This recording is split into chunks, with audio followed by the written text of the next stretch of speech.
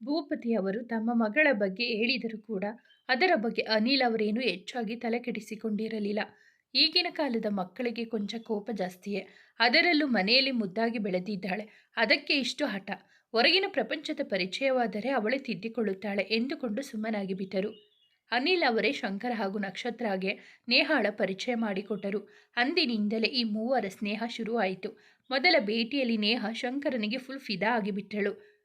ಪರಿಚಯವಾದ ಕೆಲವೇ ದಿನಗಳಲ್ಲಿ ನಕ್ಷತ್ರಾಗೆ ನೇಹಾಳ ಗುಣ ಸ್ವಭಾವಗಳ ಪರಿಚಯವಾಗಿತ್ತು. ಅವಳು ಎಲ್ಲರೊಂದಿಗೆ ನಡೆದುಕೊಳ್ಳುವ ರೀತಿ ನಕ್ಷತ್ರಾಗೆ ಹಿಡಿಸುತ್ತಿರಲಿಲ್ಲ. ದೊಡ್ಡವರನ್ನು ಕಂಡರೆ ಸ್ವಲ್ಪವೂ ಗೌರವವಿಲ್ಲ, ಜೊತೆಗೆ ಹಣದ ಅಹಂಕಾರ ಬೇರೆ. ಕಿತ್ತುಕೊಂಡಾದರೂ ಸರಿ, ಪಡೆದುಕೊಳ್ಳುವ ಅವಳ ಸ್ವಭಾವವಂತೂ ಅವಳಿಗೆ ಅಸಹನೆ ಮೂಡಿಸಿತು. ಒಮ್ಮೆ ಶಾಪಿಂಗ್ಗೆ ಹೋಗಿದ್ದಾಗ ನೇಹಾಗೆ ಒಂದು ಗಾಜಿನ ಬುದ್ಧ ಬಹಳ ಇಷ್ಟವಾಗಿತ್ತು. ಆದರೆ ಆ ಬುದ್ಧನ ಪ್ರತಿಮೆ ಆಗಲೇ ಸೇಲ್ ಆಗಿಬಿಟ್ಟಿತ್ತು. ಅದನ್ನು ಕೊಂಡವರು ಒಂದಕ್ಕೆ 10ರಷ್ಟು ದುಡ್ಡು ಕೊಡುತ್ತೇನೆ ಎಂದರೂ ನೇಹಾಗೆ ಕೊಡಲು ಒಪ್ಪಲಿಲ್ಲ. ಕೊನೆಗೆ ಅವರು ಅದನ್ನು ಹೊರಗೆ ತೆಗೆದುಕೊಂಡು ಹೋಗುವಾಗ ಬೇಕೆಂದೇ ಅವರಿಗೆ ಡ್ಯಾಶ್ ಹೊಡೆದು ಅದನ್ನು ಬೀಳಿಸಿದ್ದಳು. ಈ ಘಟನೆ ನಡೆದ ಮೇಲಂತೂ ನಕ್ಷತ್ರ ನೇಹಾಳಿಂದ ಕೊಂಚ ದೂರವೇ ಉಳಿದಿದ್ದಳು. ನಕ್ಷತ್ರಾಳಿಂದ ವಿಷಯ ತಿಳಿದ ಮೇಲೆ ಶಂಕರ ಕೂಡ ನೇಹಾನ ಕೊಂಚ ದೂರವಿಟ್ಟಿದ್ದ. ಆದರೆ ಅದೊಂದು ದಿನ ನಕ್ಷತ್ರ ರಸ್ತೆ ದಾಟುತ್ತಿದ್ದಾಗ ಯಾವುದೋ ಒಂದು ಕಾರ್ ಇನ್ನೇನು ಅವಳನ್ನು ಗುದ್ದಬೇಕಿತ್ತು. ಅಷ್ಟರಲ್ಲಿ ನೇಹ ಅವಳನ್ನು ಪಕ್ಕಕ್ಕೆ ತಳ್ಳಿಕೊಂಡು ಬಿದ್ದಳು. ಆ ಸಮಯದಲ್ಲಿ ನೇಹ ಕಾಲಿಗೆ ರಸ್ತೆಯ ಬದುವು ತಗುಲಿ ಕಾಲು ಉಳುಕಿತು. ದೂರದಿಂದಲೇ ಇದನ್ನು ನೋಡಿದ ಶಂಕರ ತಕ್ಷಣವೇ ಅಲ್ಲಿಗೆ ಓಡಿ ಬಂದಿದ್ದ. ನೇಹಾಳನ್ನು ಆಸ್ಪತ್ರೆಗೆ ಸೇರಿಸಲಾಯಿತು. ಶಂಕರ ಹಾಗೂ ನಕ್ಷತ್ರ ಇಬ್ಬರು ಅವಳಿಗೆ ಥ್ಯಾಂಕ್ಸ್ ಹೇಳಿ ಮತ್ತೆ ಅವಳ ಸ್ನೇಹ ಬೆಳೆಸಿದರು. ಆ ಕ್ಷಣಕ್ಕೆ ನಕ್ಷತ್ರ ಕೂಡ ಅವಳನ್ನು ನಂಬಿಬಿಟ್ಟಳು. ನೋಡಲು ಇದೊಂದು ಆಕಸ್ಮಿಕ ಘಟನೆ ಎನಿಸಿದರೂ ಇದೆಲ್ಲದಕ್ಕೂ ಸೂತ್ರಧಾರಿಣಿ ನೇಹ. ಅವಳೇ ದುಡ್ಡು ಕೊಟ್ಟು ಆಕ್ಸಿಡೆಂಟ್ ಮಾಡಲು ಹೇಳಿ ಅವಳೇ ನಕ್ಷತ್ರಾಳನ್ನು ಉಳಿಸುವ ನಾಟಕವಾಡಿದಳು. ಅವಳು ಶಂಕರ ಇದ್ದಾಗ ಒಂದು ರೀತಿ, ಇಲ್ಲದೆ ಇದ್ದಾಗ ಒಂದು ರೀತಿ ನಡೆದುಕೊಳ್ಳುತ್ತಿದ್ದಳು. ಯಾರೊಂದಿಗೂ ಗೌರವದಿಂದ ನಡೆದುಕೊಳ್ಳದ ಅವಳು ಶಂಕರ ಮುಂದೆ ಮಾತ್ರ ಬಹಳ ಸಂಭಾವಿತೆಯಂತೆ ನಡೆದುಕೊಳ್ಳುತ್ತಿದ್ದಳು. ಅಷ್ಟೇ ಅಲ್ಲ, ಕಷ್ಟದಲ್ಲಿರುವವರಿಗೆ ಸಹಾಯ ಮಾಡುವಂತೆ ನಾಟಕ ಮಾಡಿ ಶಂಕರನನ್ನು ಇಂಪ್ರೆಸ್ ಮಾಡುತ್ತಿದ್ದಳು. ಅವನು ಸಹ ಇವಳನ್ನು ಒಳ್ಳೆಯ ಸ್ನೇಹಿತೆ ಎಂದು ನಂಬಿದ್ದ. ಹಾಗಾಗಿ ಈಗಲೂ ನಕ್ಷತ್ರಾಗೆ ನೇಹಾಳನ್ನು ಕಂಡರೆ ಆಗುವುದಿಲ್ಲ. ಈಗಂತೂ ನೇಹ ಯಾವಾಗಲೂ ಶಂಕರನಿಗೆ ಅಂಟಿಕೊಂಡೇ ಇರುತ್ತಿದ್ದಳು. ಕೇವಲ ಕ್ಲಾಸ್ಗಳಿದ್ದಾಗ ಮಾತ್ರ ಅವರಿಬ್ಬರು ಬೇರೆಯಾಗುತ್ತಿದ್ದುದು. ಅದನ್ನು ಹೊರತುಪಡಿಸಿ ಶಂಕರ ಮನೆಯಲ್ಲಿದ್ದರೂ ಹೊರಗೆ ಹೋದರೂ ಅವಳು ಮಾತ್ರ ಅವನ ಜೊತೆಯೇ ಇರುತ್ತಿದ್ದಳು. ಅವನು ಬೈದರೂ ಸಹ ಅವನನ್ನು ಬಿಟ್ಟು ಕದಲುತ್ತಿರಲಿಲ್ಲ. ಅಷ್ಟು ಜಗಮೊಂಡಿಯವಳು. ಮೊದಮೊದಲು ಇದರಿಂದ ಶಂಕರನಿಗೆ ಕಿರಿಕಿರಿಯಾದರೂ ನೇಹ ತನ್ನೊಂದಿಗಿರುವಾಗ ಗೌರಿಯ ಕಣ್ಣಲ್ಲಿ ಅಸೂಯೆಯ ಕಿಡಿಯೊಂದನ್ನು ನೋಡಿದ ಮೇಲೆ ಬೇಕೆಂದೇ ಅವಳೊಂದಿಗೆ ಹೆಚ್ಚು ಸಮಯ ಕಳೆಯುತ್ತಿದ್ದ. ಅದು ಕೂಡ ಗೌರಿಯ ಮುಂದೆ ಹೆಚ್ಚಾಗಿಯೇ ಸಲುಗೆಯಿಂದಿರುತ್ತಿದ್ದ. ಆ ಹೊಟ್ಟೆ ಕಿಚ್ಚಿನಿಂದಾದರೂ ಗೌರಿ ತನ್ನನ್ನು ಪ್ರೀತಿಸಲಿ ಎಂಬುದು ಅವನ ಮನದಿಂಗಿತವಾಗಿತ್ತು. ಆದರೆ ಅವನಿಗೇನು ಗೊತ್ತು, ನೇಹ ತನಗೆ ಬಲೆ ಬೀಸಿದ್ದಾಳೆಂದು. ಮೊದಮೊದಲು ಗೌರಿಗೆ ಏನು ಅನಿಸದಿದ್ದರೂ ಬರಬರುತ್ತಾ ಒದ್ದಾಡತೊಡಗಿದ್ದಳು. ಪ್ರತಿ ಬಾರಿ ಗೌರಿ ಹಾಗೂ ನೇಹ ಮಧ್ಯೆ ವಾಗ್ವಾದ ನಡೆಯದಾದಾಗ ಶಂಕರ ನೇಹಾಳ ಪರವಾಗಿಯೇ ನಿಂತು ಬಿಡುತ್ತಿದ್ದ. ಅದು ಅಲ್ಲದೆ ನೇಹ ಬಂದ ಮೇಲೆ ಗೌರಿ ಹಾಗೂ ಶಂಕರ ನಡುವಿನ ಒಡನಾಟ ಕೊಂಚ ಕಡಿಮೆಯಾಗಿತ್ತು. ಶಂಕರ ಮುಂದೆ ಗೌರಿಯನ್ನು ಬಾಯಿ ತುಂಬ ಅಕ್ಕ ಎಂದು ಕರೆಯುವ ನೇಹ ಅವನು ಇಲ್ಲದ ಸಮಯದಲ್ಲಿ ಗೌರಿಯನ್ನು ಏಕವಚನದಲ್ಲಿಯೇ ಮಾತನಾಡಿಸುತ್ತಿದ್ದಳು. ಅದು ಚಿಕ್ಕ ಪುಟ್ಟ ವಿಷಯಗಳನ್ನು ತೆಗೆದು ಮಾತು ಬೆಳೆಸಿ ಗೌರಿಗೆ ಅವಮಾನವಾಗುವಂತೆ ಮಾಡುತ್ತಿದ್ದಳು. ಗೌರಿ ಎಂದಿಗೂ ಅದರ ಬಗ್ಗೆ ಹೆಚ್ಚಾಗಿ ತಲೆಕೆಡಿಸಿಕೊಳ್ಳುತ್ತಿರಲಿಲ್ಲ. ಹಾಗೆಲ್ಲ ಶಂಕರ ಎಂದಿಗೂ ನನ್ನಿಂದ ದೂರ ಆಗುವುದಿಲ್ಲ ಎಂದು ಅವಳ ಮನ ಹೇಳಿದರು. ಅಯ್ಯೋ, ನಾನೇಕೆ ಹೀಗೆ ಹುಚ್ಚುಚ್ಚಾಗಿ ಯೋಚಿಸುತ್ತಿದ್ದೇನೆ. ಶಂಕರ ಜೀವನದಲ್ಲಿ ಯಾರು ಬಂದರೆ ನನಗೇನು, ನನ್ನ ಜೀವನ ನನ್ನದು, ಅವನ ಜೀವನ ಅವನದು ಎಂದು ಅವಳ ಬುದ್ಧಿ ಎಚ್ಚರಿಸುತ್ತಿತ್ತು. ಈಗೀಗ ನಕ್ಷತ್ರಾಗೆ ರಾಕಿ ಜೊತೆ ಕಾಲೇಜಿಗೆ ಹೋಗುವುದು ರೂಢಿಯಾಗಿ ಬಿಟ್ಟಿದೆ. ಮೊದಮೊದಲು ಅವನಿಗೆ ಅವಮಾನ ಮಾಡಿ ಅವನೊಂದಿಗೆ ಜಗಳವಾಡುತ್ತಿದ್ದವಳು ಈಗ ಅವನೊಂದಿಗೆ ಸ್ನೇಹದಿಂದ ನಡೆದುಕೊಳ್ಳುತ್ತಾಳೆ. ಅದಕ್ಕೂ ಕಾರಣವಿದೆ. ಕಷ್ಟದಲ್ಲಿರುವವರಿಗೆ ಸಹಾಯ ಹಸ್ತ ಚಾಚುವ ಅವನ ಗುಣ ಅವಳಿಗೆ ಇಷ್ಟವಾಗಿತ್ತು. ಈ ಮಧ್ಯೆ ರಾಕಿಗೂ ಸಹ ನಕ್ಷತ್ರಾಳ ಒಳ್ಳೆಯ ಗುಣಗಳ ಪರಿಚಯವಾಗಿತ್ತು. ಅವಳು ಕೆಟ್ಟವಳೇನೂ ಅಲ್ಲ, ಆದರೆ ದಾರಿ ತಪ್ಪಿದ್ದಾಳೆ ಅಷ್ಟೆ ಎಂಬುವುದು ಅರಿವಾಗಿತ್ತವನಿಗೆ. ನಾನೇ ಅವಳೊಂದಿಗೆ ಮಾತನಾಡಿ ಅದನ್ನು ಸರಿಪಡಿಸಿಕೊಳ್ಳಬೇಕೆಂದುಕೊಂಡ. ಒಂದೆರಡು ಬಾರಿ ಅವಳೊಂದಿಗೆ ಕುಳಿತು ಮಾತನಾಡಿ ಬುದ್ಧಿಯನ್ನು ಹೇಳಿದ. ಮೊದಲಾದರೆ ಅವನ ಯಾವ ಮಾತು ಅವಳ ಕಿವಿಯ ಮೇಲೆ ಬೀಳುತ್ತಿರಲಿಲ್ಲ. ಆದರೆ ಈಗ ತಾಳ್ಮೆಯಿಂದ ಕುಳಿತು ಕೇಳಿಸಿಕೊಳ್ಳುತ್ತಿದ್ದ. ಬಲವಂತವಾಗಿ ಪ್ರೀತಿಯನ್ನು ಪಡೆಯಲಾಗದು ಎಂಬುದನ್ನು ಅವಳಿಗೆ ಮನವರಿಕೆ ಮಾಡಿಸಿಕೊಟ್ಟಿದ್ದ. ರಾಕಿ ಹೇಳಿದ್ದು ಸರಿ ಎಂದು ಅವಳಿಗೆ ಅನಿಸಿದರೂ ಮನಸ್ಸು ಮಾತ್ರ ಶಂಕರನನ್ನು ಬಿಟ್ಟುಕೊಡಲು ತಯಾರಿರಲಿಲ್ಲ. ಏಕೆಂದರೆ ಶಂಕರ ಅವಳ ಮನದೊಳಗೆ ಭದ್ರವಾಗಿ ಕುಳಿತು ಬಿಟ್ಟಿದ್ದ. ಅಲ್ಲಿಂದ ಅವನನ್ನು ಹೊರಹಾಕುವುದು ಅಷ್ಟು ಸುಲಭವಾಗಿರಲಿಲ್ಲ. ಹಾಗೆಂದು ಅಸಾಧ್ಯವೂ ಅಲ್ಲ, ಅವಳು ಪ್ರಯತ್ನಿಸಬೇಕಷ್ಟೆ. ಹೀಗೆ ಗೊಂದಲಗಳ ನಡುವೆ ಸಿಲುಕಿ ಮನದಲ್ಲಿ ದೊಡ್ಡ ಯುದ್ಧವನ್ನೇ ನಡೆಸುತ್ತಿದ್ದಳು ನಕ್ಷತ್ರ. ಅವಳಿಗೆ ನೇಹಾಳನ್ನು ನೋಡಿದಾಗಲೆಲ್ಲ ನಾನು ಕೂಡ ನೇಹಾಳಂತೆ ಸ್ವಾರ್ಥಿಯಾಗಿ ಬಿಟ್ಟೆನೆ ಎಂದೆನಿಸುತ್ತಿತ್ತು. ಅವಳು ಮಾಡಿದ ಕೃತ್ಯಗಳನ್ನು ನೆನೆದು ನಾನೇಕೆ ಇಷ್ಟು ಕೆಟ್ಟವಳಾದೆ ಎಂದು ಒಳಗೊಳಗೆ ಪಶ್ಚಾತ್ತಾಪದಿಂದ ಬೇಯುತ್ತಿದ್ದಳು. ಈ ಮಧ್ಯೆ ಅವಳ ಮಾತು ಕಡಿಮೆಯಾಗಿತ್ತು. ಸದಾ ಅನ್ಯಮನಸ್ಕಳಾಗಿ ಏನನ್ನೋ ಯೋಚಿಸುತ್ತಾ ಕುಳಿತು ಬಿಡುತ್ತಿದ್ದಳು. ಹೀಗೆ ಒಮ್ಮೆ ಇಹದ ಪರಿವೇ ಇರದೆ ರಸ್ತೆ ದಾಟುತ್ತಿದ್ದಾಗ ಯಾರೋ ಅವಳ ಕೈ ಹಿಡಿದು ಹಿಂದೆ ಎಳೆದಂತಾಯಿತು. ತಿರುಗಿ ನೋಡಿದರೆ ಗೌರಿ ಕೋಪದ ಮುಖ ಹೊತ್ತು ಇವಳನ್ನೇ ದುರುಗುಟ್ಟಿ ನೋಡುತ್ತಿದ್ದಳು. ಅವಳಿಗೆ ಏನೂ ಅರ್ಥವಾಗಲಿಲ್ಲ. ಮರುಕ್ಷಣವೇ ಅವಳ ಕೈ ಹಿಡಿದ ಗೌರಿ ಅವಳ ಮಾತಿಗೂ ಕಾಯದೆ ಅಲ್ಲಿಂದ ಎಳೆದುಕೊಂಡು ಹೋಗಿದ್ದಳು. ತಲೆ ಕೆಟ್ಟಿದೆಯಾ ನಿನಗೆ? ಸರಿಯಾಗಿ ನೋಡಿಕೊಂಡು ರೋಡ್ ಕ್ರಾಸ್ ಮಾಡೋಕ್ಕಾಗಲ್ವಾ? ನಾನು ಬರೋದು ಸ್ವಲ್ಪ ತಡವಾಗಿ ಇದ್ದರೂ ದೇವರ ಪಾದ ಸೇರುತ್ತಿದೆ, ಅಷ್ಟು ಗೊತ್ತಾಗಲ್ವ ನಿಂಗೆ ಎಂದು ಗೌರಿ ಒಂದೇ ಸಮನೆ ಮಾತನಾಡುತ್ತಿದ್ದರೆ ನಕ್ಷತ್ರ ಮಾತ್ರ ತಲೆ ತಗ್ಗಿಸಿ ಮೌನವಾಗಿ ಕುಳಿತು ಬಿಟ್ಟಿದ್ದಳು. ಅದನ್ನು ಕಂಡು ಗೌರಿ ಕೋಪವೆಲ್ಲ ಹಾರಿಹೋಗಿತ್ತು. ಅವಳ ಭುಜ ಹಿಡಿದು, ಏನಾಯ್ತು ನಕ್ಷತ್ರ? ಕೆಲವು ದಿನಗಳಿಂದ ತುಂಬ ಅಪ್ಸೆಟ್ ಆಗಿದೆಯಾ? ಅಂಥದ್ದೇನಾಯ್ತು ಈಗ ಎಂದು ಕೇಳಿದಳವಳನ್ನು ಅಪ್ಪಿಕೊಂಡು ಹತ್ತು ಬಿಟ್ಟಿದ್ದಳವಳು.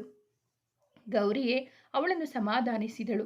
ಸ್ವಲ್ಪ ಸಮಯದ ಬಳಿಕ ನಕ್ಷತ್ರ ತಾನು ಮಾಡಿದ ಕೃತ್ಯಗಳನ್ನೆಲ್ಲ ಗೌರಿಯ ಬಳಿ ಹೇಳಿಕೊಂಡು ಕ್ಷಮೆ ಕೇಳಿದಳು. ಪರವಾಗಿಲ್ಲ ನಕ್ಷತ್ರ, ನನಗೂ ಅರ್ಥವಾಗುತ್ತದೆ ನಿನ್ನ ಪರಿಸ್ಥಿತಿ. ಈಗ ಅದರಿಂದ ಸಮಸ್ಯೆ ಏನೂ ಆಗಿಲ್ಲವಲ್ಲ? ಅಷ್ಟಕ್ಕೂ ನೀನು ಅದನ್ನೆಲ್ಲ ಮಾಡಿದ್ದು ಶಂಕರನ ಮೇಲಿನ ಪ್ರೀತಿಯಿಂದಲೇ ಹೊರತು ನನ್ನ ಮೇಲಿನ ದ್ವೇಷದಿಂದಲ್ಲ. ಇದನ್ನೆಲ್ಲ ಇಲ್ಲಿಗೆ ಮರೆತು ಬಿಡು. ಮತ್ತೆಂದು ಇಂಥ ಕೆಲಸಕ್ಕೆ ಕೈ ಹಾಕಬೇಡ. ಇನ್ನು ಮುಂದೆ ನಾವಿಬ್ಬರು ಬೆಸ್ಟ್ ಫ್ರೆಂಡ್ಸ್, ಓಕೆನಾ ಎಂದು ಹೇಳಿ ಅವಳನ್ನು ಅಪ್ಪಿಕೊಂಡಿದ್ದಳು. ಗೌರಿ ಅಲ್ಲಿಂದ ಮುಂದೆ ಗೌರಿ, ರಾಕಿ ಹಾಗೂ ನಕ್ಷತ್ರ ಒಳ್ಳೆಯ ಸ್ನೇಹಿತರಾದರು. ನಕ್ಷತ್ರ ಬದಲಾಗಿದ್ದೇನೋ ನಿಜ, ಆದರೆ ಶಂಕರ ಮೇಲಿನ ಅವಳ ಪ್ರೀತಿ ಮಾತ್ರ ಹಾಗೆ ಉಳಿದಿತ್ತು. ಒಮ್ಮೆ ಗೌರಿಯನ್ನು ಕುರಿತು, ನೀನು ಶಂಕರನನ್ನು ಪ್ರೀತಿಸುತ್ತಿದ್ದೀಯಾ ಗೌರಿ ಎಂದು ಕೇಳಿಬಿಟ್ಟಿದ್ದಳು. ಈ ವಿಷಯದಲ್ಲಿ ಗೌರಿಗೂ ಗೊಂದಲವಿತ್ತು. ಆದರೂ ಕೊಂಚ ಸಾವರಿಸಿಕೊಂಡು ಆ ಪ್ರಶ್ನೆಗೆ ಉತ್ತರಿಸಿದಳು. ಇದುವರೆಗೂ ನನಗೆ ಶಂಕರ ಬಗ್ಗೆ ಅಂತಹ ಭಾವನೆಗಳು ಬಂದಿಲ್ಲ ನಕ್ಷತ್ರ. ಅವನೊಬ್ಬ ಜೀವದ ಗೆಳೆಯ ನನಗೆ ಎಂದಿದ್ದಳು ಗೌರಿ. ಆ ಮಾತು ಕೇಳಿ ನಕ್ಷತ್ರಗೆ ಬಹಳವೇ ಖುಷಿಯಾಗಿತ್ತು. ಅದನ್ನು ಗೌರಿ ಕೂಡ ಗಮನಿಸಿದ್ದಳು. ಅಂದು ಕಾಲೇಜಿನಲ್ಲಿ ಫ್ರೆಷರ್ಸ್ ಪಾರ್ಟಿ ಇತ್ತು. ಶಂಕರನಿಗೆ ಇಷ್ಟವೆಂದು ಕಾಮನ ಬಿಲ್ಲಿನ ಬಣ್ಣದ ಸೀರೆಯುಟ್ಟು ಅದಕ್ಕೆ ಮ್ಯಾಚಿಂಗ್ ಒಡವೆಗಳನ್ನು ಹಾಕಿಕೊಂಡು ಬಂದಿದ್ದಳು ಗೌರಿ. ಯಾವಾಗಲೂ ಕೂದಲು ಬಿಡುವವಳು ಇಂದು ಎತ್ತಿಕಟ್ಟಿ ತುರುಬ ಹಾಕಿಕೊಂಡು ಸೈಡ್ನಲ್ಲಿ ಸ್ವಲ್ಪ ಕೂದಲುಗಳನ್ನು ಸುರುಳಿ ಸುತ್ತಿ ಹಾರಲು ಬಿಟ್ಟು ಕೊಂಚ ಸ್ಟೈಲಿಶ್ ಆಗಿ ಹಾಗೂ ವಿಭಿನ್ನವಾಗಿ ಕಾಣುತ್ತಿದ್ದಳು. ಗೌರಿ ಏನೋ ಇಷ್ಟಪಟ್ಟು ಆಸೆಯಿಂದ ರೆಡಿಯಾಗಿ ಬಂದಿದ್ದಳು. ಆದರೆ ಶಂಕರ ಮಾತ್ರ ಗೌರಿಯ ಮುಂದೇನೆ ಹಾಗೆ ಕಾಂಪ್ಲಿಮೆಂಟ್ ಕೊಟ್ಟು ಇವಳ ಬಗ್ಗೆ ಏನು ಹೇಳದೆ ಹೊರಟು ಹೋಗಿದ್ದ. ಶಂಕರನ ಈ ವರ್ತನೆ ಗೌರಿಗೆ ವಿಚಿತ್ರವೆನಿಸಿತು. ಏಕೆಂದರೆ ಸೀರೆಯನ್ನು ಅಷ್ಟು ಇಷ್ಟಪಡುವ ಶಂಕರ ಇಂದು ಯಾವುದೋ ವೆಸ್ಟರ್ನ್ ಡ್ರೆಸ್ ಹಾಕಿಕೊಂಡು ಬಂದರೆ ಹಾಗೆ ಕಾಂಪ್ಲಿಮೆಂಟ್ ಕೊಟ್ಟಿದ್ದ ನೇಹಾಗೆ. ಗೌರಿಗೆ ಬಹಳ ಬೇಸರವಾಗಿತ್ತು. ಮನೆಗೆ ಹೊರಟು ಬಿಡಬೇಕೆಂದುಕೊಂಡಳು. ಆದರೆ ಅವಳ ಕರ್ತವ್ಯ ಅವಳನ್ನು ತಡೆದು ನಿಲ್ಲಿಸಿತು. ಹೌದು, ಅಂದಿನ ಫ್ರೆಷರ್ಸ್ ಪಾರ್ಟಿಯ ಜವಾಬ್ದಾರಿಯನ್ನು ಗೌರಿ ಹಾಗೂ ಅವಳ ಸ್ನೇಹಿತೆಯರೇ ವಹಿಸಿಕೊಂಡಿದ್ದರು. ಹಾಗಾಗಿ ಎಲ್ಲವನ್ನು ತಡೆದುಕೊಂಡು ಅಲ್ಲಿಯೇ ಉಳಿದಳು. ಅದೇ ಯೋಚನೆಯಲ್ಲಿ ಬರುತ್ತಿದ್ದವಳು ಸೈಡ್ನಲ್ಲಿ ಇದ್ದ ಪಾರ್ಟ್ ನೋಡದೆ ಹೆಡವಿ ಇನ್ನೇನು ಬೀಳಬೇಕೆನ್ನುವಷ್ಟರಲ್ಲಿ ಶಂಕರ ಅವಳ ಸೊಂಟ ಬಳಸಿ ಹಿಡಿದಿದ್ದ. ಅದೇ ಮೊದಲ ಬಾರಿ ಅವನ ಕಣ್ಣಲ್ಲಿ ಕಣ್ಣಿಟ್ಟು ಕಳೆದು ಹೋಗಿಬಿಟ್ಟಿದ್ದಳು. ಒಲವಿನ ಮಹಾಪೂರವನ್ನೇ ಕಂಡಿದ್ದಳು ಆ ಕಂಗಳಲ್ಲಿ. ಮಧುರವಾದ ಭಾವ ಒಂದು ಅವಳನ್ನು ಆವರಿಸಿತ್ತು. ಶಂಕರ ಅಂತೂ ಮನಸ್ಸಿನ ತುಂಬ ಅವಳ ಸೌಂದರ್ಯವನ್ನು ತುಂಬಿಕೊಳ್ಳಲು ನಿರತನಾಗಿದ್ದ. ಜೀವನ ಪೂರ್ತಿ ಈ ತೋಳುಗಳಲ್ಲಿ ಹೀಗೆ ಇದ್ದು ಬಿಡು ಹುಡುಗಿ ಎನ್ನುತ್ತಿತ್ತು ಅವನ ಮನ. ಒಂದು ಕ್ಷಣ ಈ ಪ್ರಪಂಚ ಹೀಗೆ ನಿಂತು ಬಿಡಬಾರದೆ ಎಂದೆನಿಸದೆ ಇರಲಿಲ್ಲ ಇಬ್ಬರಿಗೂ. ಹೀಗೆ ಮೈ ಮರೆತಿದ್ದ ಜೋಡಿಯನ್ನು ಕಂಡು ಹೊಟ್ಟೆ ಹುರಿದುಕೊಂಡು ಇಬ್ಬರನ್ನು ಎಚ್ಚರಿಸಿದ್ದಳು ನೇಹ. ಇಬ್ಬರು ವಾಸ್ತವಕ್ಕೆ ಬಂದ ಕೂಡಲೇ ಅವರಿಬ್ಬರಿಗೂ ಮಾತನಾಡಲು ಸಹ ಬಿಡದೆ ಶಂಕರ, ನಿನ್ನೊಂದಿಗೆ ಸೆಲ್ಫಿ ತೆಗೆದುಕೊಳ್ಳಬೇಕು ಬಾ ಎಂದು ಅವನನ್ನು ಅಲ್ಲಿಂದ ಎಳೆದುಕೊಂಡು ಹೋದಳು. ಹಾಗೆ ಹೋಗುವಾಗಲೂ ಶಂಕರ ಗೌರಿಯನ್ನು ನೋಡಿಕೊಂಡು ಹೋಗುತ್ತಿದ್ದ ಹಾಗೂ ಮರೆಯಾಗುವ ಮುನ್ನ ಯು ಆರ್ ಲುಕಿಂಗ್ ಸೂಪರ್ಬ್ ಎಂದು ಕೈಯಲ್ಲಿ ಸನ್ನೆ ಮಾಡಿದ. ಅಷ್ಟು ಸಾಕಿತ್ತು ಗೌರಿಗೆ. ಆ ಖುಷಿಯಲ್ಲೇ ಮುಳುಗಿದ್ದವಳನ್ನು ರೇಗಿಸಿದ್ದ ಪ್ರತಾಪ್, ಏನ್ ಮೇಡಮ್ ಆಗಲೇ ಡ್ಯೂಯೆಟ್ ಆಡೋಕ್ಕೆ ಹೋಗ್ಬಿಟ್ರ ಶಂಕರನ ಜೊತೆ ಇಡೀ ಜಗತ್ತನ್ನೇ ಮರೆತಿರುವ ಹಾಗಿದೆ ಎಂದವನಿಗೆ ಪ್ರತಾಪ್ ಏನೇನು ಹೇಳಬೇಡ. ನೀನು ಅಂದುಕೊಂಡ ಹಾಗೆ ನನ್ನ ಮತ್ತು ಶಂಕರ ಮಧ್ಯೆ ಏನೂ ಇಲ್ಲ ಎಂದು ಹೇಳಿ ಅಲ್ಲಿಂದ ಹೋಗಿದ್ದಳವಳು. ಏನೂ ಇಲ್ಲ ಎನ್ನುವುದರಲ್ಲೇ ಎಲ್ಲ ಇದೆ ಎಂದುಕೊಂಡು ಸುಮ್ಮನಾದ ಪ್ರತಾಪ್. ಆ ದಿನವೆಲ್ಲ ಅದೇ ಖುಷಿಯಲ್ಲಿಯೇ ಕಳೆದು ಬಿಟ್ಟಳು ಗೌರಿ. ಫಂಕ್ಷನ್ ಎಲ್ಲ ಮುಗಿಸಿ ಮನೆಗೆ ಹಿಂದಿರುಗಿ ಸ್ವಲ್ಪ ಸಮಯ ಕಳೆದಿತ್ತು ಅಷ್ಟೆ. ಅವಳ ಫೋನ್ ಹೊಡೆದುಕೊಳ್ಳಲಾರಂಭಿಸಿತು. ಪ್ರತಾಪ್ ಕಾಲ್ ಮಾಡಿದ್ದ.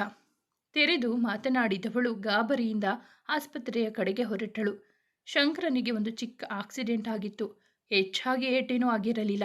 ಕೈಗೆ ಸಣ್ಣ ಫ್ರ್ಯಾಕ್ಚರ್ ಆಗಿತ್ತು ಹಾಗೂ ಸಣ್ಣ ಪುಟ್ಟ ಗಾಯಗಳಾಗಿತ್ತು ಅಷ್ಟೆ. ಅಲ್ಲಿಗೆ ಬಂದ ಗೌರಿಗೆ ಶಂಕರನ ಪರಿಸ್ಥಿತಿ ನೋಡಿ ತಡೆದುಕೊಳ್ಳಲಾಗಲಿಲ್ಲ. ಅವನ ಬಳಿ ಬಂದು ಕೈ ಹಿಡಿದವಳ ಕಣ್ಣಿಂದ ಒಂದು ಹನಿ ಜಾರಿತು. ಗೌರಿ ಪ್ಲೀಸ್ ಅಳ್ಬೇಡ್ವೆ, ನನಗೇನು ಆಗಿಲ್ಲ, I am perfectly all right. ನೋಡು, ನೀನು ಹೀಗೆ ಅಳುತ್ತಿದ್ದರೆ ಈ ಗಾಯದಿಂದ ಆಗುವ ನೋವಿಗಿಂತ ನಿನ್ನ ಕಣ್ಣೀರಿನಿಂದಲೇ ನನಗೆ ಹೆಚ್ಚು ನೋವಾಗುತ್ತದೆ ಎಂದು ಅವಳನ್ನು ಸಮಾಧಾನಪಡಿಸಿದ. ಎಲ್ಲರೂ ಬಂದು ನೋಡಿಕೊಂಡು ಹೋದರು. ನಾಳೆಯೇ ಡಿಸ್ಚಾರ್ಜ್ ಮಾಡುತ್ತೇವೆ ಎಂದು ಡಾಕ್ಟರ್ ಸಹ ಹೇಳಿದರು. ಗೌರಿ ಅಲ್ಲಿ ಉಳಿಯಬೇಕೆಂದುಕೊಂಡಳು. ಪ್ರತಾಪ್ ಕೂಡ ಅವಳ ಜೊತೆ ಇದ್ದ. ಆದರೆ ನೇಹ ಅದಕ್ಕೆ ಅವಕಾಶ ನೀಡಲಿಲ್ಲ.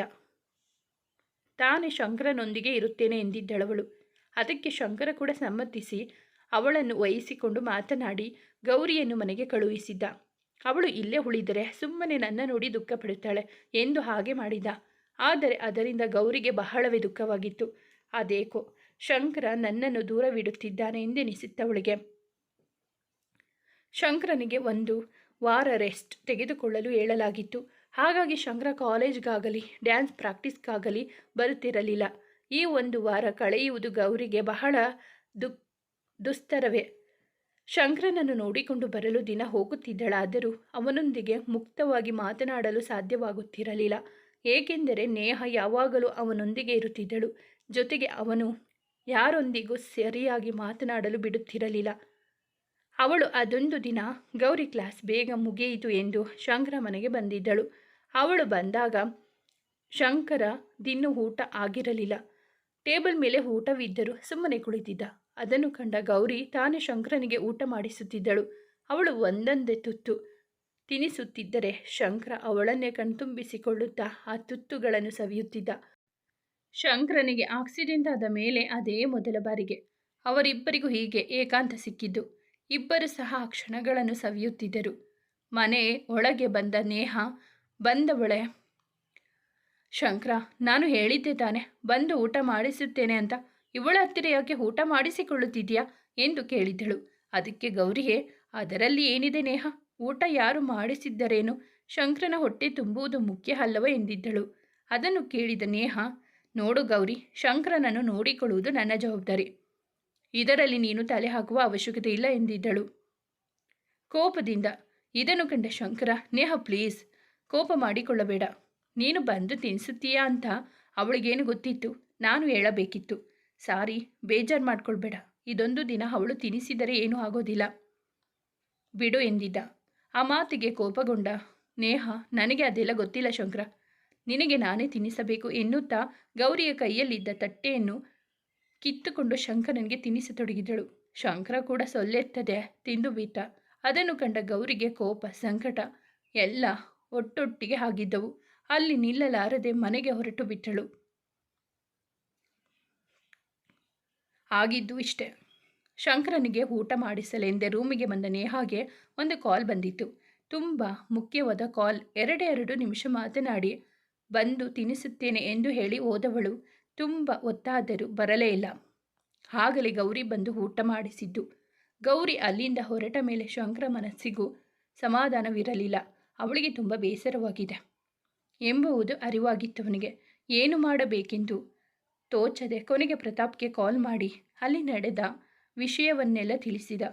ಈ ಸಮಯದಲ್ಲಿ ಅವಳನ್ನು ಸಮಾಧಾನಿಸಲು ಪ್ರತಾಪ್ಗೆ ಮಾತ್ರ ಸಾಧ್ಯವೆಂದು ಅವನಿಗೆ ತಿಳಿದಿತ್ತು. ಮನೆಗೆ ಬಂದ ಗೌರಿಗೆ ಕೋಪ ನೆತ್ತಿಗೇರಿತು.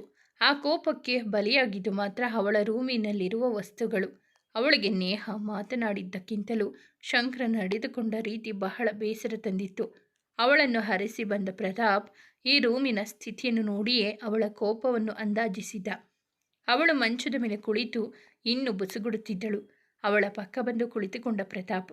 ಪಕ್ಕ ತಿರುಗಿ ನೋಡಿದವಳಿಗೆ ಪ್ರತಾಪ್ನನ್ನು ಕಂಡು ಆಶ್ಚರ್ಯವಾಗಿತ್ತು.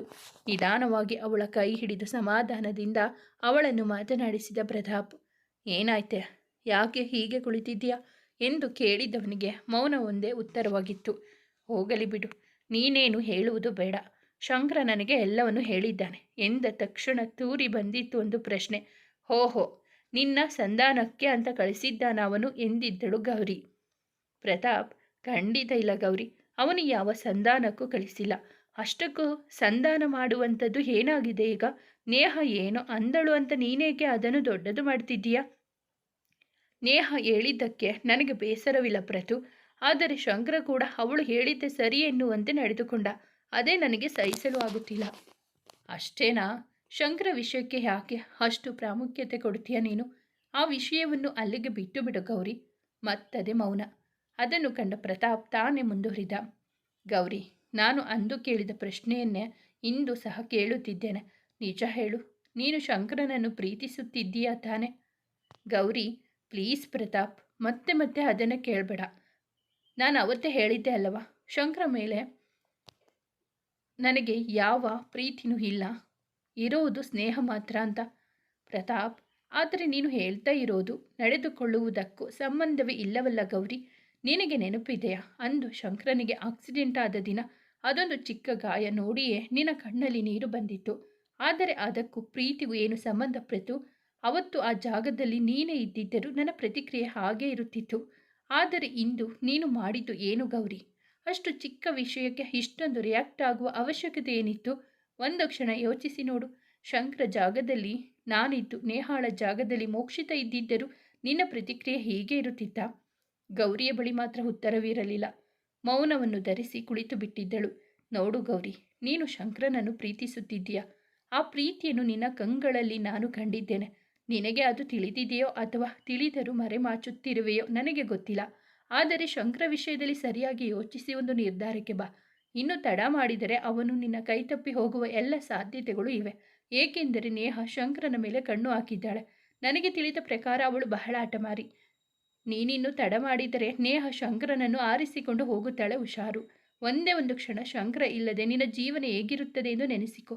ನಿನ್ನ ಎಲ್ಲ ಪ್ರಶ್ನೆಗಳಿಗೂ ಉತ್ತರ ಸಿಗುತ್ತದೆ ಎಂದು ಹೇಳಿ ಅಲ್ಲಿಂದ ಹೊರ ನಡೆದಿದ್ದ ಪ್ರತಾಪ್. ಅವನ ಮಾತುಗಳನ್ನು ಯೋಚಿಸುತ್ತಾ ಕುಳಿತವಳಿಗೆ ಶಂಕರ ಪರಿಚಯವಾದ ದಿನದಿಂದ ಇಂದಿನವರೆಗೂ ಎಲ್ಲ ಘಟನೆಗಳು ಕಣ್ಮುಂದೆ ಬಂದು ಹೋಗಿದ್ದವು. ಶಂಕರ ಇಲ್ಲದ ಜೀವನವನ್ನು ನೆನೆಸಿಕೊಂಡವಳಿಗೆ ಒಂದು ಕ್ಷಣ ಭೂಮಿಯೇ ಬಾಯಿ ಬಿಟ್ಟ ಅನುಭವ. ಆಗಲೇ ಅವಳಿಗೆ ಅರ್ಥವಾಗಿದ್ದು ತಾನು ಶಂಕರನನ್ನು ಎಷ್ಟು ಹಚ್ಚಿಕೊಂಡಿದ್ದೇನೆ ಎಂದು. ಶಂಕರ ಅವಳೊಂದಿಗೆ ಮಾಡಿದ ತರಲೆಗಳು ನೆನೆದವಳ ಮನಸ್ಸು ಪ್ರಫುಲ್ಲವಾಗಿತ್ತು. ಒಂದು ಕಾಲದಲ್ಲಿ ಕೋಪ ಭರಿಸಿದ್ದ ಆ ತರಲೆಗಳು ಇಂದು ಖುಷಿ ನೀಡಿದ್ದವು. ನೆನಪಿನ ಬುತ್ತಿಯಲ್ಲಿ ಅವರಿಬ್ಬರು ಒಟ್ಟಿಗೆ ಕಳೆದ ಪ್ರತಿ ಕ್ಷಣಗಳು ಮನಸ್ಸಿಗೆ ಮುದ ನೀಡಿದವು. ಒಂದೊಂದು ಕ್ಷಣವನ್ನು ಆಸ್ವಾದಿಸುತ್ತಾ ಕನ್ನಡಿ ಮುಂದೆ ಕುಳಿತು ಪ್ರೀತಿ ಎಂದರೆ ಇದೇನಾ ಎಂದು ತನ್ನನ್ನು ತಾನೇ ಪ್ರಶ್ನಿಸಿಕೊಂಡಳು. ಆ ಪ್ರಶ್ನೆಗೆ ಅವಳ ಮನಸ್ಸು ಹೌದು ಎಂದು ಉತ್ತರಿಸಿತ್ತು. ಆ ಕ್ಷಣ ಇಡೀ ಜಗತ್ತೇ ಸುಂದರವಾಗಿ ಕಂಡಿತ್ತವಳಿಗೆ. ಆ ಕ್ಷಣ ನಾಚಿಕೆ ಅವಳ ಮುಖವನ್ನು ರಂಗೇರಿಸಿ ತನ್ನ ಕೈಗಳಿಂದ ಮುಖ ಮುಚ್ಚಿಕೊಂಡಳು. ಸ್ವಲ್ಪ ಕೈ ಸರಿಸಿ ನೋಡಿದವಳಿಗೆ ಶಂಕರ ಅವಳ ಹಿಂದೆಯೇ ನಿಂತಿರುವಂತೆ ಭಾಸವಾಗಿತ್ತು. ತಕ್ಷಣ ಹಿಂದೆ ತಿರುಗಿ ನೋಡಿದರೆ ಅಲ್ಲಿ ಯಾರೂ ಇರಲಿಲ್ಲ. ಮತ್ತದೇ ನಾಚಿಕೆ ಅವರ ಮುಖದಲ್ಲಿ ಕಿರುನಗೆಯೊಂದಿಗೆ ರಂಗೇರಿಸಿತು. ಹಾಗೆ ಬಂದು ಹಾಸಿಗೆ ಮೇಲೆ ಹುರುಳಿದವಳು, I love you Shankar, I love you so much. ಆದರೆ ಈ ಪ್ರೀತಿನ ಇಷ್ಟು ಬೇಗ ನಿನ್ನ ಹತ್ತಿರ ಹೇಳೋದಿಲ್ಲ. ಅದಕ್ಕೋಸ್ಕರ ನಿನ್ನಿನ್ನು ಡ್ಯಾನ್ಸ್ ಕಾಂಪಿಟೇಷನ್ ಮುಗಿಯುವವರೆಗೂ ಕಾಯಬೇಕು. ಅಲ್ಲಿಯವರೆಗೂ ನಿನ್ನೊಡನೆ ಕಳೆಯುವ ಪ್ರತಿ ಕ್ಷಣವನ್ನು ನಿನ್ನ ಪ್ರೀತಿಯನ್ನು ಆಸ್ವಾದಿಸಬೇಕು ನಾನು ಎಂದು ತನಗೆ ತಾನೇ ಹೇಳಿಕೊಂಡಳು. ಈಗ ಶಂಕರನೊಂದಿಗೆ ಕಾಲ ಕಳೆಯುವುದೇ ಅವಳಿಗೊಂದು ಖುಷಿ. ಗೌರಿ ಬೇಜಾರು ಮಾಡಿಕೊಂಡು ಬಂದ ಮೇಲೆ ಶಂಕರ ಕೂಡ ನಿರ್ಧರಿಸಿದ್ದ ಮತ್ತೆ ಅವಳನ್ನು ನೋಯಿಸಬಾರದೆಂದು. ಹಾಗಾಗಿ ಆದಷ್ಟು ಅವಳ ಜೊತೆಗೆ ಕಾಲ ಕಳೆಯಲು ಪ್ರಯತ್ನಿಸುತ್ತಿದ್ದ. ನೇಹ ಮಾತ್ರ ಬೆನ್ನಿಗೆ ಹತ್ತಿದ ಬೇತಾಳದಂತೆ ಯಾವಾಗಲೂ ಅವನಿಗೆ ಅಂಟಿಕೊಂಡೇ ಇರುತ್ತಿದ್ದಳು. ಮೇಲಾದರೆ ನೇಹ ಶಂಕರನೊಂದಿಗಿದ್ದರೆ ಗೌರಿ ಅವರಿಂದ ದೂರ ಉಳಿಯುತ್ತಿದ್ದೇ ಹೆಚ್ಚು. ಆದರೆ ಈಗ ಎಲ್ಲ ಬದಲಾಗಿದೆ. ನೇಹ ಅವನೊಂದಿಗೆ ಇದ್ದರೂ ಇಲ್ಲದಿದ್ದರೂ ಗೌರಿ ಮಾತ್ರ ಈಗ ಶಂಕರನ ಸಂಘದಲ್ಲಿಯೇ ಇದ್ದಾಳೆ. ಅವನ ಮಾತು, ಒಡನಾಟ ಪ್ರತಿಯೊಂದು ಅವಳಿಗೆ ಈಗ ಹೊಸದರಂತೆ ಭಾಸವಾಗುತ್ತಿದೆ. ಅವನ ಜೊತೆ ಕಳೆಯುವ ಪ್ರತಿಯೊಂದು ಕ್ಷಣವೂ ಅವಳಿಗೀಗ ಸ್ವರ್ಗಕ್ಕೆ ಸಮಾನ. ಶಂಕರನನ್ನು ಕಂಡ ಕ್ಷಣ ಅದೇನೋ ಹೊಳಪು ಆ ಕಣ್ಗಳಲ್ಲಿ. ಅವಳು ಬಾಯಿ ಬಿಟ್ಟು ಹೇಳದಿದ್ದರೂ ಆ ಕಂಗಳಲ್ಲಿ ಒಲವಿನ ಮಹಾಪೂರವೇ ಹರಿಯುತ್ತಿತ್ತು. ಅದನ್ನು ಶಂಕರ ಕೂಡ ಗಮನಿಸಿದ್ದ. ಅವಳ ಕಣ್ಣಲ್ಲಿ ತುಂಬಿದ ಪ್ರೀತಿ, ಅವಳ ವರ್ತನೆ ಎಲ್ಲವೂ ಸಾರಿ ಸಾರಿ ಹೇಳಿತ್ತವನಿಗೆ ಗೌರಿ ಕೂಡ ತನ್ನನ್ನು ಪ್ರೀತಿಸುತ್ತಿದ್ದಾಳೆ ಎಂದು. ಆದರೆ ಎಂದೂ ಸಹ ಅದನ್ನು ಕೆದಕಲು ಹೋಗಿರಲಿಲ್ಲ. ಮತ್ತೆ ಅವಳು ಹಠಕ್ಕೆ ಬಿದ್ದರೆ ಎಂಬ ಭಯವಿತ್ತವನಿಗೆ. ಗೌರಿಗಂತೂ ಶಂಕರ ಜೊತೆಗಿದ್ದರೆ ಸಮಯ ಹೋಗುವುದೇ ಗೊತ್ತಾಗುತ್ತಿರಲಿಲ್ಲ. ಪ್ರತಿ ಕ್ಷಣವೂ ಅವನ ಮೇಲಿನ ಪ್ರೀತಿ ಹೆಚ್ಚುತ್ತಲೇ ಇತ್ತು. ಹೀಗೆ ದಿನಗಳು ಕಳೆದು ಸೆಮಿಸ್ಟರ್ ಎಕ್ಸಾಮ್ ಸಹ ಮುಗಿಯಿತು. ಈ ಬಾರಿ ಹಸಿರು ಸಿರಿಯ ಜಾತ್ರೆ ಎಕ್ಸಾಮ್ ಮುಗಿದ ಮರುದಿನದಿಂದಲೇ ಇದ್ದಿದ್ದರಿಂದ ಎಲ್ಲರೂ ಒಟ್ಟಾಗಿ ಹೋಗುವುದೆಂದು ನಿರ್ಧರಿಸಿದ್ದರು. ಡ್ಯಾನ್ಸ್ ಪ್ರಾಕ್ಟೀಸ್ ಇರುವುದರಿಂದ ಬರಲಾಗುವುದೋ ಇಲ್ಲವೋ ಎಂದು ಗೌರಿ ಹೇಳಿದರೆ, ಶಂಕರ ಮಾತ್ರ ಖಂಡಿತವಾಗಿಯೂ ನಾವಿಬ್ಬರು ಬರುತ್ತೇವೆ ಎಂದು ಘೋಷಿಸಿದ್ದ. ಗೌರಿಗೂ ಇದು ಆಶ್ಚರ್ಯವಾಗಿತ್ತು. ಅಂತೂ ಇಂತೂ ಅವರು ಹೋಗುವ ದಿನ ಬಂದೇ ಬಿಟ್ಟಿತು. ಕಾರಿನಲ್ಲಿ ಹೋಗದೆ ಈ ಬಾರಿ ಬೈಕ್ನಲ್ಲಿ ಹೋಗುವುದೆಂದು ನಿರ್ಧರಿಸಲಾಗಿತ್ತು. ಈಗ ಇವರು ಗ್ರೂಪ್ಗೆ ಮಿತು, ಹಾಸಿನಿ ಹಾಗೂ ಯುಕ್ತ ಸೇರ್ಪಡೆಯೂ ಆಗಿತ್ತು. ಇದು ಕೊನೆಯ ವರ್ಷವಾಗಿದ್ದರಿಂದ ಒಂದು ಲಾಂಗ್ ಡ್ರೈವ್ ಜೊತೆಗೆ ಒಳ್ಳೆಯ ಟ್ರಿಪ್ ಕೂಡ ಆಗುತ್ತದೆ ಎಂದು ಎಲ್ಲರೂ ಪ್ಲಾನ್ ಮಾಡಿದರು. ಪೃಥ್ವಿ, ಹಾಸಿನಿ, ಕಾರ್ತಿ, ಯುಕ್ತ, ರಾಖಿ, ನಕ್ಷತ್ರ ಹೀಗೆ ಜೋಡಿ ಜೋಡಿಯಾಗಿ ಬೈಕ್ನಲ್ಲಿ ಕುಳಿತರೆ ಮಿತು ಮಾತ್ರ ಒಂಟಿಯಾಗಿದ್ದ. ಪ್ರತಾಪ್, ಗೌರಿ ಇಬ್ಬರು ಮನೆಯಿಂದ ಬರುವಾಗ ಒಟ್ಟಿಗೆ ಬಂದರು. ಗೌರಿಗೆ ಶಂಕರನ ಜೊತೆ ಹೋಗುವ ಆಸೆ ಇತ್ತು. ಆದರೆ ನೇಹಾ ಶಂಕರನಿಗೆ ಅಂಟಿಕೊಂಡು ಗೌರಿಯ ಆಸೆಗೆ ತಣ್ಣೀರೆರಚಿದಳು. ಇನ್ನೇನು ಎಲ್ಲರೂ ಹೊರಡಬೇಕು ಎನ್ನುವಷ್ಟರಲ್ಲಿ ಶಂಕರ ರಾಖಿಯನ್ನು ನೋಡಿ ಕಣ್ಣು ಹೊಡೆದ. ತಕ್ಷಣವೇ ರಾಖಿ ಯಾರಿಗೋ ಕಾಣದಂತೆ ಶಂಕರ ಮೊಬೈಲ್ಗೆ ಕಾಲ್ ಮಾಡಿದ. ಶಂಕರ ಕಾಲ್ ರಿಸೀವ್ ಮಾಡಿ ಏನನ್ನೋ ಮಾತನಾಡಿದವನು ನಂತರ ತನ್ನ ಸ್ನೇಹಿತರ ಕಡೆಗೆ ತಿರುಗಿ, ಸಾರಿ ಫ್ರೆಂಡ್ಸ್, ಮಾಸ್ಟರ್ ಕಾಲ್ ಮಾಡಿದ್ದರು. ನಮ್ಮ ಪ್ರಾಕ್ಟೀಸ್ ಎಂದೇ ಬೇರೆ ರಾಜ್ಯದಿಂದ ಮಾಸ್ಟರ್ ಅವರ ಸ್ನೇಹಿತರೊಬ್ಬರು ಬಂದಿದ್ದಾರೆ. ಇನ್ನು 3 ದಿನ ಇಲ್ಲೇ ಇರುತ್ತಾರಂತೆ. ಸದ್ಯಕ್ಕೆ ನಾನು ಗೌರಿ ಜೊತೆಗೆ ಜಾತ್ರೆಗೆ ಬರೋಕ್ಕಾಗೋದಿಲ್ಲ. 3 ದಿನ ಇಲ್ಲೇ ಉಳಿದು ಪ್ರಾಕ್ಟೀಸ್ ಮುಗಿಸಿ ನಂತರ ಬರುತ್ತೇವೆ ಎಂದು ಹೇಳಿದ. ನೇಹಾ ತಕರಾರು ತೆಗೆದಿದ್ದಕ್ಕೆ ಅವಳಿಗೆ ಚೆನ್ನಾಗಿ ಬೈದು ಮಿಥುನ್ನೊಂದಿಗೆ ಕಳುಹಿಸಿಕೊಟ್ಟ. ರಾಕಿ ಶಂಕರನಿಗೆ ಆಲ್ ದಿ ಬೆಸ್ಟ್ ಎಂದು ಥಮ್ಸಪ್ ತೋರಿಸಿ ಹೊರಟ. ಇದೆಲ್ಲವನ್ನು ಯಾರು ಗಮನಿಸದಿದ್ದರೂ ನಕ್ಷತ್ರಾಗಿ ಮಾತ್ರ ಎಲ್ಲವೂ ಅರ್ಥವಾಗಿತ್ತು. ಇತ್ತ ಬಾಯ್ಕೇರಿ ಹೊರಟ ಶಂಕರ ಹಾಗೂ ಗೌರಿ ಒಂದು ಮಾಲ್ ತಲುಪಿದ್ದರು. ಶಂಕರ, ಇಲ್ಲಿಗೆ ಹೇಗೆ ಕರೆದುಕೊಂಡು ಬಂದೆ? ನಾವು ಮಾಸ್ಟರ್ ಮನೆಗೆ ತಾನೇ ಹೋಗಬೇಕು. ಮೊದಲೇ ಸಮಯವಿಲ್ಲ. ಅವರಿರುವ 3 ದಿನದಲ್ಲೇ ಎಷ್ಟಾಗುತ್ತದೋ ಅಷ್ಟು ಡ್ಯಾನ್ಸ್ ಪ್ರಾಕ್ಟೀಸ್ ಮಾಡಿಕೊಳ್ಳಬೇಕು. ನೀನು ನೋಡಿದರೆ ಮಾಲ್ಗೆ ಕರೆದುಕೊಂಡು ಬಂದು ಸುಮ್ಮನೆ ಟೈಮ್ ವೇಸ್ಟ್ ಮಾಡುತ್ತಿದ್ದೀಯಾ ಎಂದವಳನ್ನು ತಡೆದ ಶಂಕರ. ಹೇ ಗೌರಿ, ನಿಜವಾಗಿಯೂ ಬುದ್ಧು ಕಣೆ ನೀನು. ನಾನು ಹೇಳಿದ್ದನ್ನು ನೀನು ಕೂಡ ನಂಬಿದೆಯಾ? ಆ ನೇಹಾಳಿಯಿಂದ ಬಿಡಿಸಿಕೊಳ್ಳಲು ಆಡಿದ ನಾಟಕ ಅದು. ಡ್ಯಾನ್ಸ್ ಪ್ರಾಕ್ಟೀಸ್ ಅದರ ಪಾಡಿಗೆ ಅದು ನಡೆಯುತ್ತೆ. ಮಿಕ್ಕಿರೋ ಟೈಮ್ನಲ್ಲಿ ಎಷ್ಟಾಗುತ್ತೋ ಅಷ್ಟು ಚೆನ್ನಾಗಿ ಕಾಲ ಕಳೆಯಬಹುದಲ್ಲ. ಡ್ಯಾನ್ಸ್ ಪ್ರಾಕ್ಟೀಸ್ಗೆ ಹೋಗೋಕೆ ಇನ್ನು 4 ಗಂಟೆ ಸಮಯ ಇದೆ. ಅಷ್ಟರಲ್ಲಿ ಒಂದು ಮೂವಿಗೆ ಹೋಗೋಣ, ಇಫ್ ಯು ಡೋಂಟ್ ಮೈಂಡ್ ಎಂದವನಿಗೆ ನಗುತ್ತಲೇ ಸಮ್ಮತಿ ಸೂಚಿಸಿ ಅವನೊಂದಿಗೆ ಹೆಜ್ಜೆ ಹಾಕಿದ್ದಳವಳು. ಈ 3 ದಿನ ಸಂಪೂರ್ಣವಾಗಿ ಇಬ್ಬರ ಜೊತೆಯಲ್ಲಿ ಕಾಲ ಕಳೆದರು. ಇಬ್ಬರು ಹೀಗೆ ಜೊತೆಗೆ ಕಾಲ ಕಳೆದು ಅದೆಷ್ಟು ತಿಂಗಳುಗಳೇ ಆಗಿ ಹೋಗಿತ್ತು. ನೇಹ ಬಂದ ಮೇಲಂತೂ ಇಬ್ಬರು ಒಟ್ಟಾಗಿ ಕಾಲ ಕಳೆಯಲು ಸಮಯವೇ ಸಿಕ್ಕಿರಲಿಲ್ಲ. ಇಬ್ಬರು ಬಹಳ ಖುಷಿಯಿಂದ ಈ 3 ದಿನ ಕಳೆದು ಹಸಿರು ಸಿರಿಗೆ ಹೊರಟಿದ್ದರು. ಇದೇ ಮೊದಲ ಬಾರಿ ಗೌರಿ ಬೈಕ್ನಲ್ಲಿ ಇಷ್ಟು ದೂರ ಪ್ರಯಾಣ ಮಾಡುತ್ತಿರುವುದು, ಅದು ಕೂಡ ತನ್ನ ಹುಡುಗನೊಂದಿಗೆ. ಈ ಪ್ರಯಾಣವಂತೂ ಅವರಿಬ್ಬರ ಪಾಲಿಗೆ ಸ್ವರ್ಗವಾಗಿತ್ತು. ಶಂಕರ ತನ್ನ ಹುಡುಗಿಯನ್ನು ಕನ್ನಡಿಯಲ್ಲಿ ಆಗಾಗ ಕದ್ದು ನೋಡಿ ಗಾಡಿ ಓಡಿಸುತ್ತಿದ್ದರೆ ಗೌರಿ ಅವನನ್ನು ಅಪ್ಪಿಕೊಂಡು ತನ್ನ ಕನಸಿನ ಲೋಕದಲ್ಲಿಯೇ ಕಳೆದು ಹೋಗಿದ್ದಳು. ಅಲ್ಲಲ್ಲಿ ಮಧ್ಯೆ ಗಾಡಿ ನಿಲ್ಲಿಸುತ್ತಾ ಸುಧಾರಿಸಿಕೊಂಡು ಸಾಗಿತ್ತು ಆ ಪಯಣ. ದಾರಿ ಮಧ್ಯದಲ್ಲಿ ಊಟವೂ ಆಯಿತು. ಇಬ್ಬರು ಹಸಿರು ಸಿರಿ ತಲುಪುವ ವೇಳೆಗೆ ಸಂಜೆಯಾಗಿತ್ತು. ಗೌರಿಯಂತೂ ಶಂಕರನಿಗೆ ಹೊರಗೆ ನಿದ್ದೆ ಮಾಡಿಬಿಟ್ಟಿದ್ದಳು. ಗಾಡಿ ನಿಲ್ಲಿಸಿದವನು ಅವಳನ್ನು ಎಬ್ಬಿಸುವ ಮನಸ್ಸಾಗದೆ ಹಾಗೆ ಕುಳಿತು ಬಿಟ್ಟ. ಸ್ವಲ್ಪ ಸಮಯದ ಬಳಿಕ ರಾಖಿ ಬಂದು ಶಂಕರನನ್ನು ಮಾತನಾಡಿಸಿದಾಗಲೇ ಗೌರಿಗೆ ಎಚ್ಚರವಾಗಿದ್ದು. ಅದೇ ಸಮಯಕ್ಕೆ ಅಲ್ಲಿಗೆ ಬಂದ ನೇಹಾಳಂತೂ ಹೊಟ್ಟೆ ಹುರಿದುಕೊಂಡಳು. ಇಬ್ಬರು ಬೈಕ್ನಿಂದ ಇಳಿದಿದ್ದ ತಡ. ನೇಹ ಹೋಗಿ ಶಂಕರನನ್ನು ಅಪ್ಪಿಕೊಂಡು ಐ ಮಿಸ್ ಯು ಕಣೋ ಎಂದು ಬಿಟ್ಟಳು. ಶಂಕರನಿಗೆ ಕೊಂಚ ಕಸಿವಿಸಿಯಾದರೂ ಸಾವರಿಸಿಕೊಂಡು miss you too Neha dear ಎಂದು ಬೇಕೆಂದು ಹೇಳಿದ. ಗೌರಿಯ ಕಣ್ಣಲ್ಲಿ ಕಂಡ ಅಸೂಹೆಯ ಕಿಡಿ ಅವನನ್ನು ಹಾಗೆ ಹೇಳುವಂತೆ ಪ್ರೇರೇಪಿಸಿತ್ತು.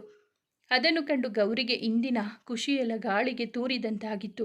ಇದೆಲ್ಲವನ್ನು ಒಳಗಿನಿಂದಲೇ ನೋಡಿದ ರಾಖಿಯ ತಾಯಿ ಅವರೆಲ್ಲ ಒಳಗೆ ಬಂದೊಡನೆ ನೇಹಾಳ ಬಳಿ ಬಂದು, ನೋಡಮ್ಮ ನೇಹ, ಇದು ಸಿಟಿ ಅಲ್ಲ, ಕಂಡಲ್ಲಿ ಹುಡುಗರನ್ನು ತಬ್ಬಿಕೊಳ್ಳಲು. ನೀವು ಸಿಟಿಯಲ್ಲಿ ಇದ್ದಾಗ ಹೇಗೆ ಬೇಕಾದರೂ ಇರಿ, ಆದರೆ ಅಲ್ಲಿಗೆ ಬಂದಾಗ ಇಲ್ಲಿಯ ಆಚಾರ ವಿಚಾರಗಳನ್ನು ಸ್ವಲ್ಪವಾದರೂ ಪಾಲಿಸಿ ಎಂದು ಬುದ್ಧಿ ಹೇಳಿ ರಾಖಿಯ ಕಡೆ ತಿರುಗಿ, ನೋಡೋ ರಾಖಿ, ನಿನ್ನ ಸ್ನೇಹಿತರಿಗೆ ಇಲ್ಲಿ ಹೇಗಿರಬೇಕೆಂಬುದನ್ನು ಸರಿಯಾಗಿ ತಿಳಿಸಿಬಿಡು. ಹೀಗೆ ಮುಂದುವರಿಯುವುದಾದರೆ ಮತ್ತೆ ಆ ಹುಡುಗಿಯನ್ನು ಇಲ್ಲಿಗೆ ಕರೆದುಕೊಂಡು ಬರಬೇಡ ಎಂದು ಹೇಳಿ ಗೌರಿ ಹಾಗೂ ಶಂಕರರ ಕ್ಷೇಮ ಸಮಾಚಾರ ವಿಚಾರಿಸಿ ಒಳ ನಡೆದಿದ್ದರು. ಅವಳ ವರ್ತನೆಗೆ ಶಂಕರ ರಾಖಿಯಲ್ಲಿ ಕ್ಷಮೆಯಾಚಿಸಿದ.